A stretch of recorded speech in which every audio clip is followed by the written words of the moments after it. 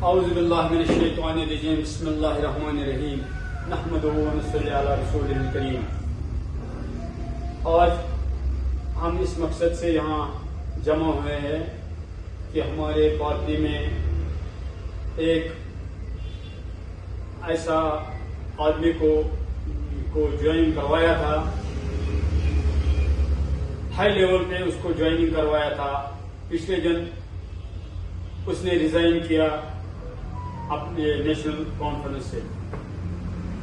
तो आज हमको हमारा यहाँ बुलाना, ये मीटिंग बुलाना, इसका मकसद क्या है कि उन्होंने कहा कि नेशनल कॉन्फ्रेंस ने 370 के बारे में कुछ बातें, मैंने वीडियो देखा था, उसके बारे में उन्होंने बोला। और उन्होंने बोला मैं शेर गांधरबली का पोता हूं और खानदानी नेशनल कॉन्फ्रेंस से वाबस्ते है। और मेरे बेटे ने मुझे सवाल रेज किए घर में कि पापा, अगर कोई किसी शराब के बारे में क्या सजा है अल्लाह का। मैंने उसको जवाब दिया था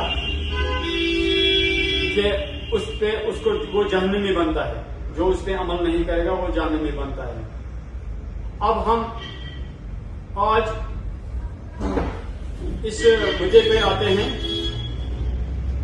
अगर उन्होंने पार्टी से रिजाइन किया, पहले तो शोभा नहीं देता था उनको कि मैं शेर गांधरबली का बेटा हूं। अगर वो शेर था तो उन्होंने ज्वाइन क्यों किया फिर नेशनल कॉन्फ्रेंस? अगर वो शेर था तो उन्होंने ज्वाइन क्यों किया? अगर उनको उमर साहब ने इतना इज्जत अफजाई की, फुल पार्लियामेंट की कमेटी बिठाई ज्वाइनिंग में और खुद उमर साहब प्रेजेंट हुए, फिर भी उनको उस बात का एहसास नहीं रहा कि मैं क्या कर रहा हूं और मुझे कितना इज्जत दिया गया आज तक। बड़ा वक्त बदलता है, लोग आते हैं, लोग जाते हैं, इसमें पार्टी को कोई असर नहीं इससे पड़ता है।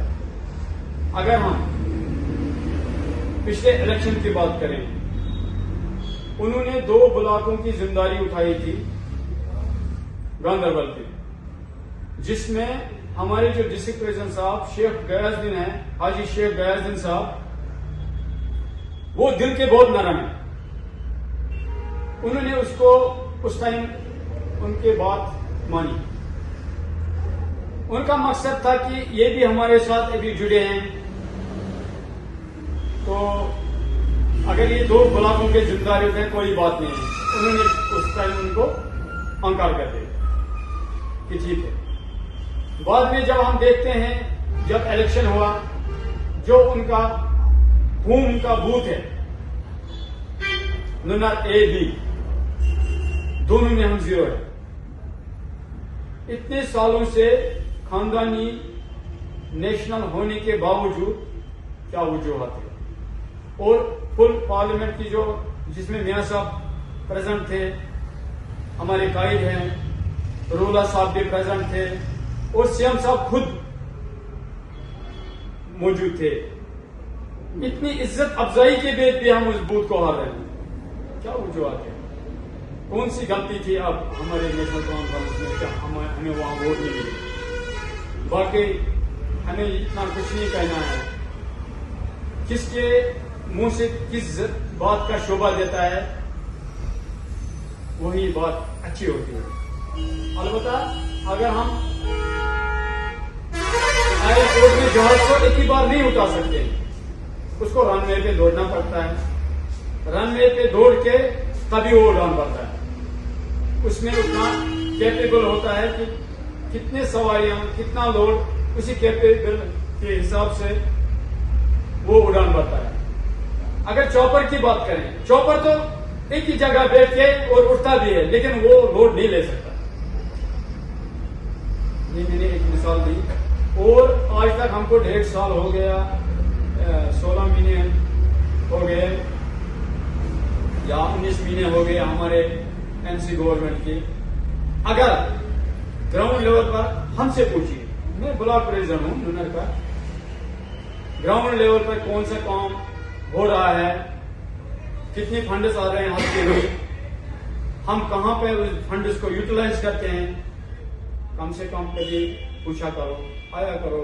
रोड पे किसी आदमी से पूछोगे आप, जिनके पास कोई नॉलेज नहीं है, जिनका पास कोई सोच विचार नहीं है इस बारे में, उनसे क्वेश्चन करना अच्छा नहीं होता है। उमर साहब जितना भी डेवलपमेंट इस वक्त गांधरबन में कर रहे हैं, मैं पहली बार देखा हूं